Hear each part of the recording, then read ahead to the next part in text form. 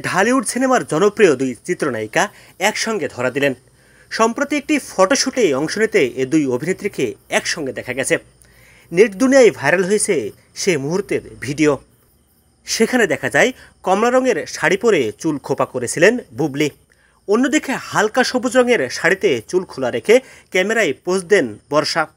একসঙ্গে দুই অভিনেত্রীকে দেখতে অনেকটা বান্ধবীর মতো লাগছিল বলে মন্তব্য বেশিরভাগ নেটিজেনের। এমন ফটোশ্যুট দেখে খুশি বর্ষা বুবলির ভক্তরাও। সিনেমা জগতে 2010 সালে খোঁজ দ্য সার্চে অভিনয়ের মাধ্যমে বড় পর্দায় অভিষেক হয় বর্ষার। এতে তার বিপরীতে অভিনয় করেন অনন্ত জলিল। অন্যদিকে 2016 সালে বজগিরি সিনেমায় অভিনয়ের মাধ্যমে বাংলাদেশ চলচ্চিত্র শিল্পে অভিষেক ঘটে শবনম বুবলির। এ সিনেমায় বুবলির বিপরীতে অভিনয় করেন শাকিব খান। জাহিদ মাহমুদ, বিনোদন ডেস্ক।